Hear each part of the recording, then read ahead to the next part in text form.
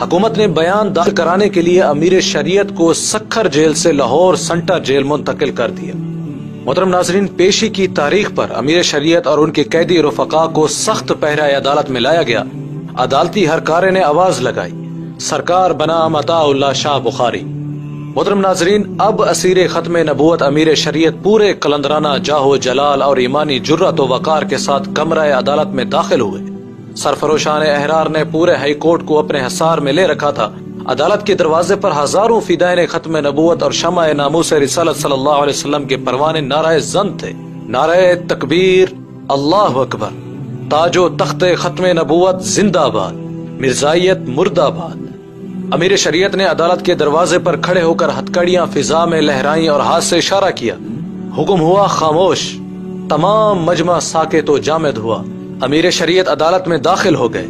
محترم ناظرین، جسٹس منیر بغض و حسد سے بھرا ہوا، غصے سے لال پیلا، گردن تنی ہوئی اور تکبر غرور کا پیکر بنا کرسی پر بیٹھا تھا۔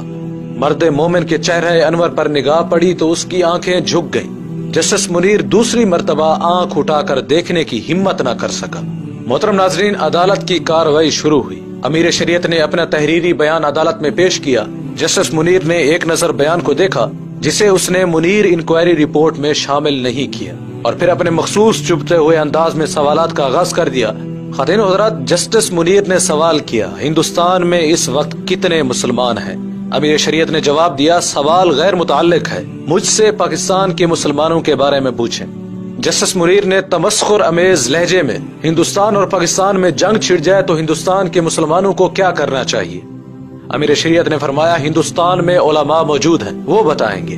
خواتین و حضرات، جسٹس منیر طنز کرتے ہوئے، آپ بتا دیں۔ امیر شریعت نے فرمایا، پاکستان کے بارے میں پوچھیں، یہاں کے مسلمانوں کو کیا کرنا چاہیے؟ جسٹس منیر نے سوال کیا، مسلمان کی کیا تعریف ہے؟ امیر شریعت نے فرمایا، اسلام میں داخل ہونے اور مسلمان کہلانے کے لیے صرف کلمہ شہادت کا اقرار و اعلان ہی کافی ہے، لیکن اسلام سے خارج ہونے کی ہزاروں وجوہات ہیں۔ ضروریات دین میں کسی ایک کا انکار کفر کے ماں سوا کچھ نہیں۔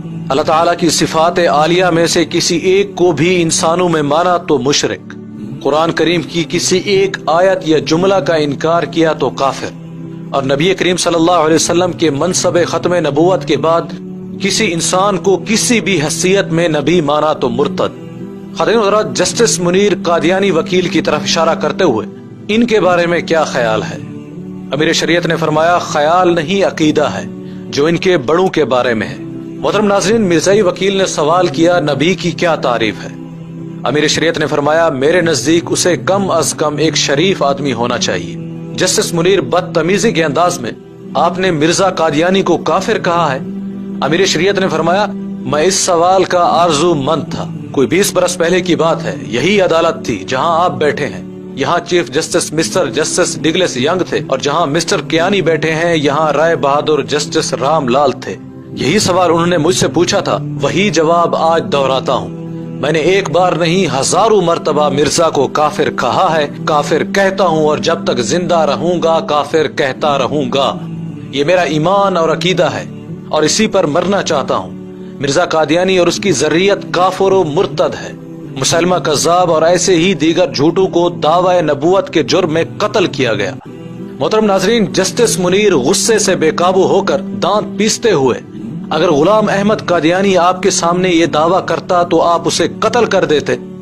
امیر شریعت نے فرمایا، میرے سامنے اب کوئی دعویٰ کر کے دیکھ لے۔ محترم ناظرین، حاضرین عدالت، نعرہ تکبیر، اللہ اکبر، ختم نبوت زندہ باد، مرزائیت مرد آباد، کمرہ عدالت نعرے سے لرز گیا۔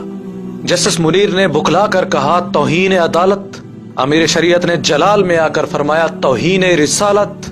محترم ناظرین، جسٹس منیر دم بخود خاموش، مبہوت، حواس باختہ، چہرہ زرد، ہوش انکا، پیشانی سے پسینہ پوچھنے لگا۔ عدالت امیر شریعت کی جرأت ایمانی اور جذبہ حب رسول صلی اللہ علیہ وسلم دیکھ کر سکتے میں آ چکی تھی۔ امیر شریعت نے گرجدار آواز میں پوچھا، کچھ اور؟ جسٹس منیر پریشانی میں بڑبڑاتے ہوئے، میرا خیال ہے ہمیں مزید کچھ بھی نہیں پوچھنا چاہیے۔ عدالت برخاست ہوتی ہے۔ وہ صداقت جس کی بے باکی تھی حسرت آفرین۔ محترم ناظرین، امیر شریعت سید عطا اللہ شاہ بخاری رحمۃ اللہ علیہ کا یہ مکالمہ آپ کو کیسا لگا؟ اس کے بارے میں ہمیں کمنٹس میں ضرور بتائیں۔ इंशाल्लाह सैयद अताउल्लाह शाह बुखारी रहमतुल्लाह अलैह की जिंदगी के ऊपर मजीद वीडियोस इंशाल्लाह हम अपलोड करेंगे। अगर ये वीडियो आपको अच्छी लगी तो इसे लाइक करें और शेयर भी कर दें। मिलते हैं एक नई वीडियो के साथ, तब तक के लिए इजाजत दें। अस्सलामु अलैकुम व रहमतुल्लाहि व बरकातुहू।